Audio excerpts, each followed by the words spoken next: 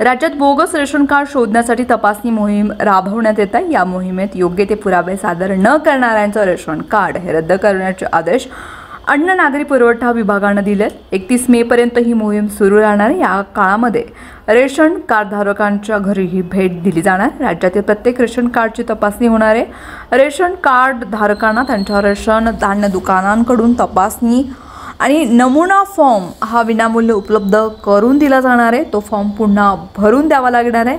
त्या फॉर्मसह कार्ड धारकांना हमीपत्रही द्यावं लागणार आहे। हमीपत्रासह फॉर्म दुकानदाराकडे सादर केल्यानंतर ग्राहकाला त्याची पोच पावती मिळणार आहे। पुरवठा विभागाकडून होणाऱ्या छाननीमध्ये वास्तव्याचा पुरावा आणि योजनेच्या निकषानुसार सर्व कागदपत्रे असलेल्या अर्जाचा गट अ मध्ये आणि कागदपत्रे नसलेल्या अर्जाचा गट ब मध्ये या यादीत समावेश केला जाणार आहे।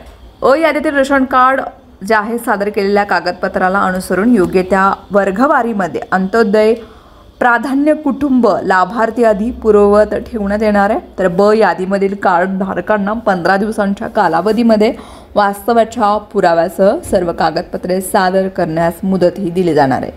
मुदतीत पुरावे सादर न केल्यास आणखी 15 दिवसांची मुदत दिली जाईल। या काळातही पुरावे न दिल्यास रेशन कार्ड हे रद्द केले जाणार आहे। रेशन कार्ड धारक त्या भागात राहत असल्याबाबत भाडे पावती, निवासस्थानाच्या मालकीबद्दलचा पुरावा, गॅस जोडणी क्रमांकाबाबतची पावती, बँक पासबुक, वीज bill, telephone, mobile bill, driving licence, ओळखपत्र, मतदार ओळखपत्र, आधार कार्ड यापैकी एक पुरावा द्यावा लागणार आहे। हा पुरावा 1 वर्षापेक्षा जास्त कालावधीपेक्षा जुना नसावा। एकाच कुटुंबामध्ये एकाच पत्त्यावर 2 रेशन कार्ड नाहीत। रेशन कार्ड तपासणी करताना एका कुटुंबात व एकाच पत्त्यावर 2 रेशन कार्डची तपासणी करताना एका कुटुंबामध्ये एकाच पत्त्यावर 2 रेशन कार्ड हे दिली जाणार नाहीत। अपवादात्मक परिस्थितीमध्ये 2 वेगवेगळ्या शिधापत्रिका देणं आवश्यक असलं त्याची खातरजमा संबंधित अधिकाऱ्याने केली पाहिजे।